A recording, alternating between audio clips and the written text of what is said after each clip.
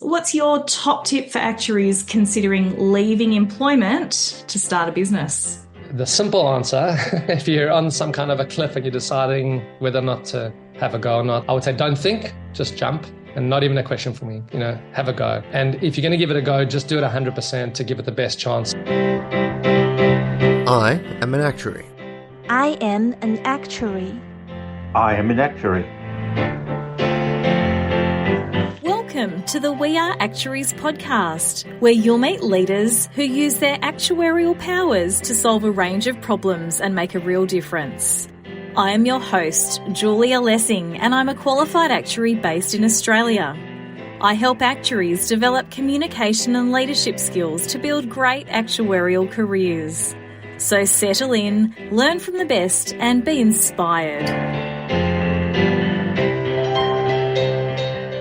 Hi everyone. Today we're talking about actuaries as entrepreneurs. Now, many actuaries are intrigued by the idea of being your own boss and creating something new, but very few of us actually take the leap and join the startup world. So what is being an entrepreneur actually like? What do you need to do to succeed? And what can you do to help prepare to take that leap? If you've ever asked yourself these questions, this interview is for you. Today, I'm talking to a fellow actuary and entrepreneur, Ilan Leas. Ilan is an actuary who took the leap from secure employment to embark on an entrepreneurial journey, and he's even written a book about his experience. Today, he's going to share some real-life stories and practical tips to help you decide whether or not you want to take that leap into entrepreneurial world yourself. Ilan, welcome to the show. Thanks, Julia. Ilan, I love this topic of being an entrepreneur because I also am one. And so I know you and I have had lots of conversations along those lines over the years. So I'm looking forward to hearing your stories and practical tips today. But before we launch into that, I want to ask you the question I ask all of my guests. Ilan, how do you use your actuarial superpowers to make a difference in the world? Thanks, Julia, and thanks for having me here today. In a one-line answer, I'd probably think that it's that I like to put my hand up. But if I just try and expand on that maybe a little bit, when I hear the question, I feel I have to clarify the definition of superpowers. Okay. Have you ever seen the movie Mystery Men? Yes. You've seen that, yeah. So just maybe for the listeners, it's what I think about when you ask that question. It's this group of superheroes who fight crime, and they think they have superpowers, but none of them actually do. There's this one guy who he throws spoons and forks because he doesn't like violence, and then there's other one. My favorite, his name is Mr. Furious, and his power is that he can get really angry and jump up and down on things after screaming at people. Mm-hmm. And there's another character who he turns invisible, but only when no one's watching, which is great. But all of them are motivated to try to do something good in the world. And, all of them are naively brave and going out to fight the baddies every night, even though each time they come back bruised, right? And I think it's a nice analogy for what I look back on my little journey that I've taken. And why I think of this movie when you ask about superpowers is that when I reflect on, my little story, I don't think actuaries really have any superpower. They're pretty good at solving complex problems, but where this translates into making a difference is when I think they put their hand up to try actually tackle them. And for my journey, it's just been these multiple moments of putting your hand up at different times to tackle the problems that really no one else wanted at the time. That's interesting. So, I do think being invisible or, having some of those other really interesting superpowers would be quite helpful. But I think that ability to put your hand up and go where no one else has gone before and, tackle some challenging problems, I agree that is a great superpower and certainly one that you have applied throughout your career as well. So let's talk about being an entrepreneur. Did you always want to be an entrepreneur, Ilan? I don't think so. I think I just kept finding myself drawn into this world over and over. And a lot of it came back to this putting your hand up, when like this opportunity bus comes rolling past. If I think about, if you want an origin story, Julia, involving a bar and some actuarial theory, I've got a semi-decent one maybe. Oh, good. Love to hear it. The first time I got involved, I'd say in something entrepreneurial was when I worked at a bar throughout my university days where, I'd spend my evenings and weekends working there. And then one day the owners came past to, the whole, group and said, they want to open up a new franchise somewhere. And it was a few suburbs away. And, I put my hand up. There was an opportunity bus right there. And it was absolute chaos. I still remember, opening day, the bar and the fittings were still being installed. Wow. There's no furniture that morning. Nothing worked. Getting electricians turning on plugs. It was chaos. And then the owners decided to do this pep talk to all the waiters and the bar staff. And they said, guys, opening day is going to be crazy, but we all need to be ready for the unexpected. And I'll never forget one of the waiters then pipes up, like what exactly? So it was just blowing people's minds about, this chaos. Anyway, I got my first taste that day, which is where I'm leading into the long story of the practicalities of an actuarial degree. So, all the staff were all gathered around, and one of the builders comes up to the group and says, does anyone know how they can work out where to install? They had these 6 bar lamps that had to be, put, equal distance apart from each other on a round, circular, kind of donut-looking huge bar. Okay. So me and another guy who also was studying with me, we put our hands up like these big shots, both of us in second year, and we're like, we do maths, we can help you solve it. All the other waiters are like, supportive under their breath as we walk off. They're like, these guys are starting to be actuaries. They're going to blow your mind with the maths now, Mr. Builder. So we walk off and we ask, can we get a piece of paper and a pen? And we start writing out pi and calcs, and we do all the impressive formulas, and then we find a solution, and we go to the builder and said, here's the exact distance you need between them. And he says, well, that's fine, but how do I know where to drill the holes? It's a practical problem. You're telling me the maths, right? Yep. And we've given him an answer, but it doesn't solve his problem. So I think someone wanders past, is delivering the food or some bottles, I don't know, and sees the problem and says, why don't you just tie a piece of string around the bar, divide it twice, and then you got your exact points. And I remember questioning my career choice that day, thinking, we had this piece of paper with all the formulas and we couldn't solve a practical problem that we really needed. So where to drill the holes. It sort of taught me the benefit, I think, and that's interesting back to being in I suppose, whatever you're thinking of yourself as an entrepreneur, It probably takes a lot more common sense than, actuarial skill to build something, I reckon. Yeah. What a great story. I mean, I've heard about, the wider fields of actuarial science and how we might apply our actuarial skills in different areas, but that's not a story I've heard before. not in helping bars get started, that's right. But you're absolutely right. I mean, being an entrepreneur, running your own business, it requires you to apply a whole new skill set, a whole lot of new things that we didn't learn at university or even in our fellowship exams. Yeah. It's a whole new ball game. So, and I think also just accepting, I found in my journeys, I mean, half the time you don't know what you're doing. Yeah. You just got to be okay with that. And it's fun. It's scary, but you have to just have a common sense approach to a lot of problems, and you're going to make mistakes along the way too. And that's okay. So I think that mentality is a key part of, going on a journey like that. Absolutely. I think about the things I've learned in, I've been running Guardian Actuarial for 9 years now, and I think about the lessons I've learned running a business. They're lessons that I couldn't have possibly learned in the corporate world as an employee. So it's definitely a lot of learning, and if you can be comfortable with that discomfort, then there's a lot of opportunity to learn new things. And fun. Yeah.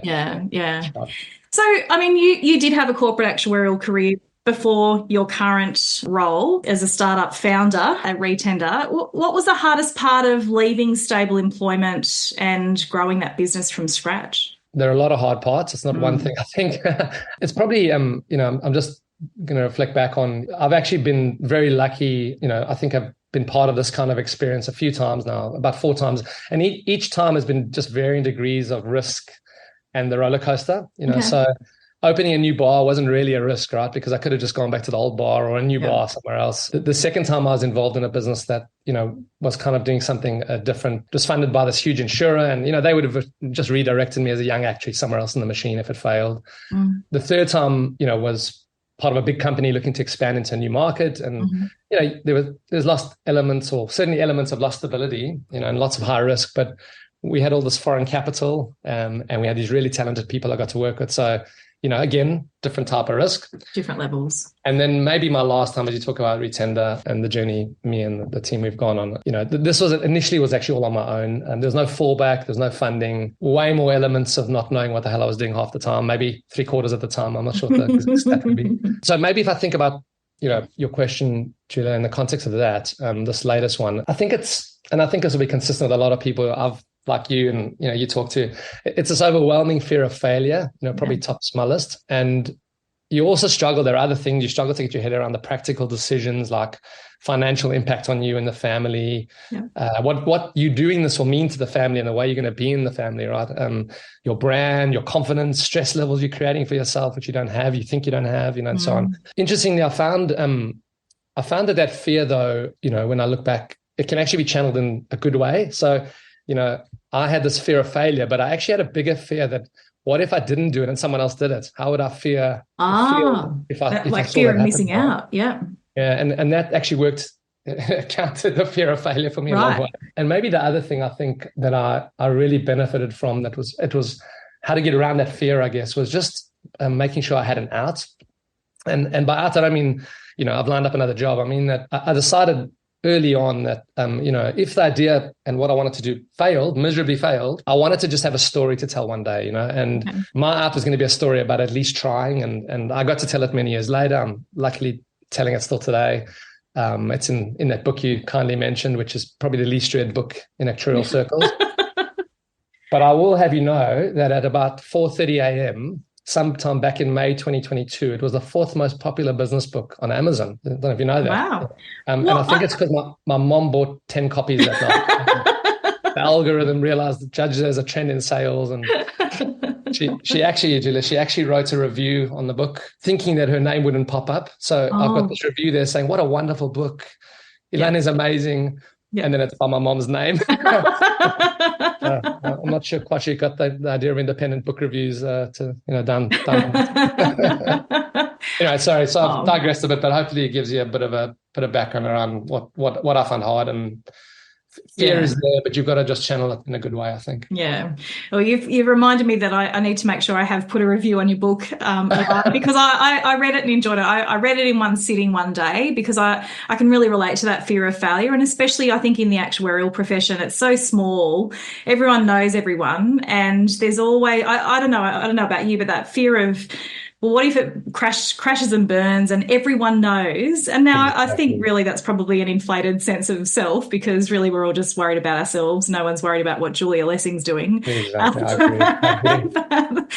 I worry what you're doing. I mean, but I agree when you talk in the context of me, absolutely. Yeah. But I can relate to that. I think people care more than that, and they don't. But you worry more about yourself. Yeah, I think so. Yeah. But I think that fear of failure, I think we can all relate to. Even if we've gone through our Part 3 exams or our fellowship exams and had some character building failure through those exams, we're not used to, we're all smart actuaries, I'll make that assumption. Failure isn't something that we have a lot of because we're hardworking, we're, again, generalising here, but, all the actuaries I've met are intelligent, hardworking and succeed because we apply ourselves. And so there is that fear when you make that leap from secure employment. Yeah, no, spot on.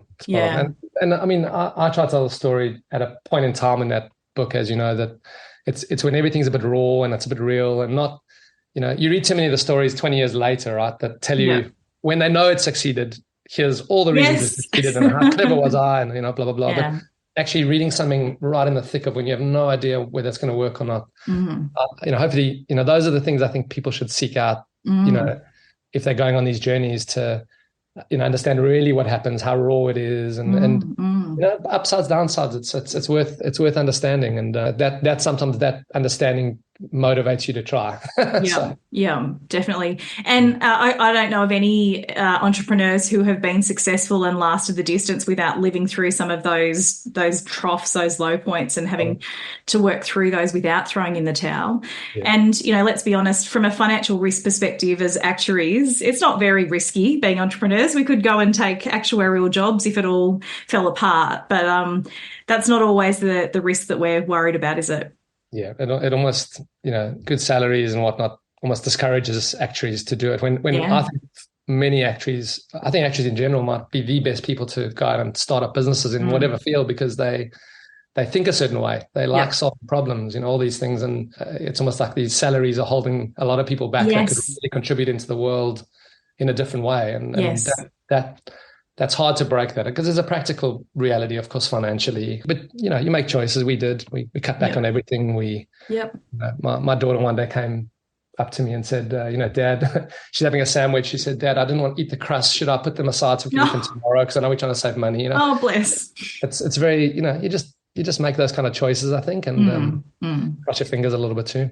Yeah, that's right. I guess as an entrepreneur, you're backing yourself. You're taking a risk on it, making a bet on yourself and your ability to navigate that and for that to pay off. But at worst, if you think like an actuary about long-term, income streams, you fall back on being an actuary and you got to get an actuarial job again. So, it's Yeah, not that's like right. an That's right. indefinite, if I make this choice, I will never come back Yeah. to be an actuary and all the benefits of, Yeah. the actual profession, traditional role that you could do. So Yeah, yeah. It's not an irreversible decision, is it, that leap? always. Yeah. That's And right. I agree with you. I think actuaries are well placed to run businesses. I mean, we're trained in pricing, in reserving, Yes. in risk management. I mean, those are three fundamental skills that any business owner needs to be able to apply. So, I mean, what other supports did you find helpful aside from making sure we're saving crusts for tomorrow and overcoming that fear? What did you find helpful as you learned how to grow a business? On support, I think I'd probably come back to, there's different stages of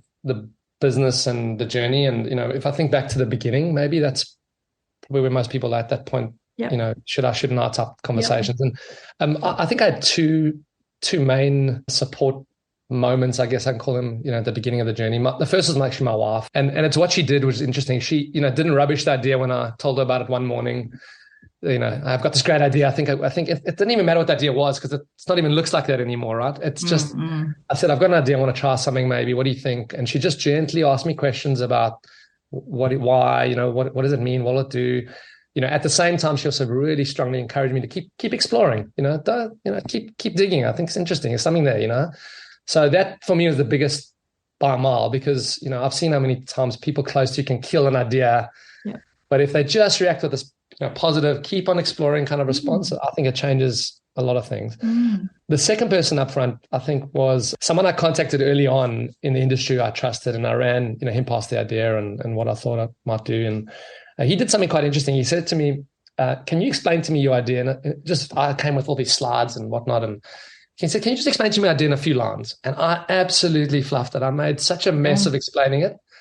And he didn't say, didn't dismiss it up right then. He just said, keep going, can show me your slides, fine. And, he said to me that day, he said, look, I don't think, Ilan, you've nailed it, but here's some feedback, take it away, come back to me when you're ready, I want to hear it again. And I actually went back to him 3 more times. Can you believe that? Over the next 2 weeks.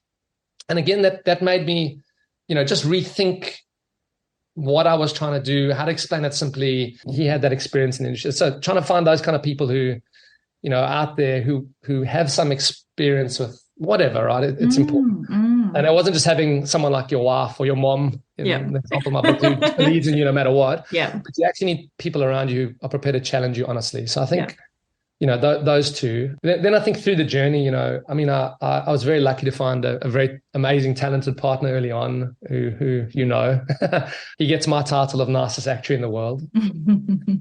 And I had help from people who, they had really no business helping me, but they just went out of their way to, just do little things like, you find a friend who knows about IT. I don't know, how do you set up an IT system? A financial advisor helped me set up a business, structure and the legals. And there's a lawyer who, she said, come use our offices if you want, while you're getting going. And she helped me write the first NDA. And, they just took a few minutes of their day. It wasn't a big ask. I didn't ask for those things. And, just helped me want to build something. And maybe the last thing I'll mention maybe is, I also came across a bunch of, just occasionally, there are many more that don't, but then there occasionally the few who do, just a few senior people who, hear what you're trying and then think to themselves, hey, how can I help this person talk to one more person? And they open up their contacts just to another conversation, right? Yeah. And, there was one actuary, I didn't know well at the time, but, she put me in contact with the super fund who later became one of our clients. And,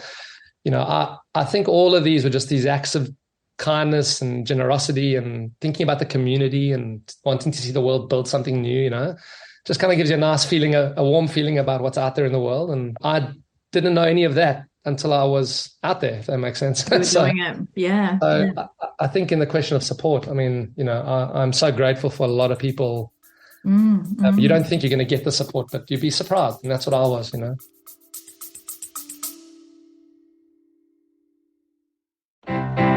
You're listening to the We Are Actuaries podcast, brought to you by the Guardian Actuarial Leadership Program. If you're looking for a tailored training program to help you build your communication and leadership skills, registrations are now open. Head over to guardianactuarial.com.au for more information. Yeah, so it sounds like you've had a lot of support then, Ilan. You've had the support of your wife. I mean, that's sometimes that's the hardest stakeholder to get on board, right? I mean, your Oh, partner, people that actually there's skin in the game there because you've got a role to play that affects sure. them. But then also having that practical support from the person that was able to constructively challenge what you're putting forward. And you've touched on an interesting point there because I think communication skills, we talk about this a lot as actuaries. We're not known for our communication skills. Yeah, I think in a workplace, sometimes we can still get around that, or we get taught that, or people yes. actively teach us how to do that. When you're an entrepreneur, you sink or swim based on your communication skills. If you can't get your message out, you're not going to have any business. You're not going to have any, that's it. So I think that's powerful. But you learn, right? I mean, I also think you don't need to jump into thinking if I don't have amazing communication skills or not, it won't work. I think people are supportive, and they, and you can be authentic and say, I'm terrible at marketing. I don't know how to do this. Like, can you help me? And it's that asking for a little bit of help, and them realizing, hold on, you're not coming up with a polished, perfect presentation because you don't do that all day. You come from this world. Yeah. And I think you just learn and you get better and better. And that's maybe another benefit of the world where you're getting other skills you never had before, and you're only getting them because you jump into the deep end and prepared to make a few mistakes. The first pitch you do is a disaster. By the 10th one, it's easy, right? It's no different to when you're learning. Interview. Yeah, absolutely. Absolutely. And that ability to learn and refine and continue to grow, that's important in any role, but very important as an entrepreneur as well. So you've also talked about the value of your network and the people around you, those supporters, and knowing your strengths and weaknesses. I mean, that was one thing I learned very quickly. I'm not a lawyer. I'm not an accountant. So I would outsource that work to the experts and focus on the bits that I was good at and the bits that I needed to learn. So, and it sounds like you did that as well. You had that set of experts around you. Or out of my depth in a lot of things, but people guide you, and even then you make mistakes. So it's just being open about that. Yeah. So that learning, that kindness that you experience from the people around you, helping you get started. What other highlights, or maybe can you tell us a silver lining of being an entrepreneur? So it's a great question. I think there are a lot of myths, Julia, about what you would expect someone to answer, or what you expect a silver lining to be, but actually isn't true. So I often hear people say, "Oh, you must, one of the benefits must be you get to work for yourself and you don't deal with any corporate politics, right?" And then I hear that all the time. And then I have to remind them, everyone has a boss, and if my clients are these big corporates, I'm dealing with just as much politics because I'm working for them, and I'm not even seeing all the politics going on. So I'm kind of dealing with all the politics without knowing what's really happening. So I think I seem to remember a post once from you where you've written something about this as well. The myth of owning, or running or being part of your own business. I think the other myth, I'm touching on these because it'll go into what I think is my silver lining, or the highlight of it really. The other myth I think is that, an entrepreneur has to be someone who's dropped a more traditional corporate job to start a business from complete scratch with no income, right? So I think there's a spectrum here. You can be an entrepreneur in a very large organization, and I actually think you're more valuable to that company because you can be bringing a different energy and a different diversity of thought to the machine, and you can be a kind of person who wants to put their hand up to tackle some big problems, right? And that so when you think about being an entrepreneur, you don't have to be doing the fintech startup technology, black t-shirt wearing world. You can be an entrepreneur in a big company. It's what you choose to tackle. Yes. And I think whether you put your hand up to tackle those big problems that everyone else doesn't want to really take a risk on touching, Yeah. That's a really good point. Point. Yeah. For me personally, on the question, maybe I get to spend my time on something that means something to me and, is aligned with my purpose and my values. It also means we can turn down stuff that don't align. And, we've done that many times, which is really hard, but something you've also got to be comfortable doing. And the reason I mentioned purpose, because I find that one of the most interesting concepts, maybe important concepts, because it for me is the root of a lot of happiness and, your health even. There's all the Blue Zone discussions about purpose and health, And I think, there's no excuse, even if you don't go down all the way through a new business, tech startup-y, entrepreneurial, whatever, to make sure, you don't have a clear, exciting working purpose, And in our business, and I don't know if this is, interesting for your listeners, but or helpful, but we've started to put like a set of purpose test questions at the top of our strategy, which helps shape how we view what we choose to tackle. So, for example, when you're assessing a project, these are just examples, some of the things we would ask ourselves. Do we care deeply about that particular issue, and is it a real problem? Will us getting into the arena lead to a significant difference in the world? Are we bravely reimagining what we want to be doing? So if you start to answer those questions, and if I can answer those questions about in the yes around what I'm spending my days on, then I feel I've got purpose. And if you can have more control and define your purpose, I think you're an entrepreneur. Yeah. That purpose is so powerful, isn't it? I remember in the early days of running a business, I felt like I had to say yes to everything because you're just trying to bring dollars in the door and you're trying to get some runs on the board. And it wasn't until I did some work with an external business coach about midway that I realized, actually, this isn't what I need to do. This isn't how you run a business. You actually need to decide who's your market and what do you want to be doing? And I love the way that you've described those purpose questions to be able to help you triage those opportunities and to make decisions, because we can't do everything as much as we'd like to.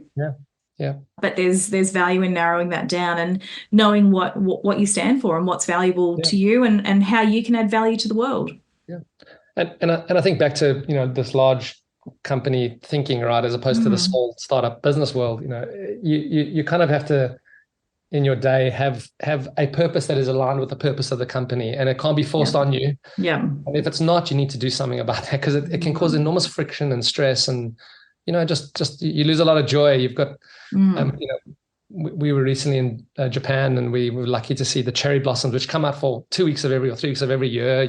Beautiful. And it makes you think about, hold on, like that's our journey as working actuaries. It's fleeting, it's short in the grand scheme of the universe. And my God, if you're going to only have 2-3 weeks, do something that lets you, enjoy and bloom and shine and whatever. Right? Don't, make sure you don't miss the cherry blossoms. The wrong way. Yeah. Perfect. Bringing in Japanese analogies there. Sorry, Julia. Oh, no, I love the analogies. I love the analogies. Big fan. It's been great hearing about your story and your honesty as well about, that fear of failure, but also that fear of missing out if someone else did it, but also the importance of purpose and aligning what you're doing day to day, whether that's being entrepreneurial in a large company or in a startup world, but making sure that you're tapping into those valuable assets around you to fulfill that purpose, but also to make decisions about what you're doing, which direction you're going in. I think that's some really powerful lessons and messages. So, Ilan, I'd like to finish the interview with one question, and it's this. What's your top tip for actuaries considering leaving employment to start a business? The simple answer, if you're on some kind of a cliff and you're deciding whether or not to have a go or not, I would say don't think, just jump. And not even a question for me, have a go. And if you're going to give it a go, just do it 100% to give it the best chance. So I think this modern idea of side hustles, I'm not sure, it works. I think it's have a proper go and, have all the chance of it working if it's going to happen. I think for some people, the tougher the problem, the more you tend to double down. I think that's the nature of actuaries and failing exams and whatnot. Yeah. No, I'd agree with that. I think putting everything behind it, trying to wear too many hats, it's no one wins there. Yeah, I was reflecting, Julia, on when I was at university, the very first day of actuarial class, the lecturer comes in and he puts this problem on the board. I think there was a class of 120 or something like that. And it was called the Lorenz, I think it's Lorenz curves. It's like an etched in my memory name of some problem. And he said to the class, don't come back tomorrow unless you can solve this, because you're not going to be good enough to do this. Otherwise, the actual profession. Okay. I think something like half the class dropped out that day. Oh, seriously? Wow. And no, it was impossible to solve. The other 60, whatever, came back. I was one of those. And so I think it's an interesting story about, where you think, you think you can't, but if you're committed and you want to have a passion for it and you've got this purpose you want to follow, and, the journey, I think, is very tough. It can be tough. And you want to have some sense of what to expect. I would read a book from somewhere. Mine would not be the obvious choice, so there are lots of better books. But go and talk to people. I feel like when I think back, you're going to make, and I made so many mistakes, and I question myself constantly. You're on this roller coaster and all that, but it's so rewarding. As you kind of described, you get this different purpose and solve problems, and at worst you go back to being an actuary, like what a disaster. Oh my God, being an actuary if this doesn't work, So Yeah. I think just have a go if you've, try and do something exciting and fun for yourself. Great advice. Thanks, Ilan. And if people want to get in touch with you, what's the best way for them to do that? I think you can probably look on our website, Retender's website, with absolute pleasure. I think my email address is on there. Come and chat to any of us. It's we'll tell you all the things that we've done wrong and all the things you shouldn't do, more than all the good things. Wonderful, wonderful. Thank you so much for your time today, Ilan. It's been wonderful hearing your stories and practical tips. Thanks for inviting me. Thanks for joining us. So there you have it, real life stories and practical tips from a leader using their actuarial superpowers to make a difference in the world. If you enjoyed this episode, feel free to get in touch, subscribe, leave us a review and share it with your network. You'll find details from today's interview in the show notes below and on our website www.guardianactuarial.com.au. Until next time.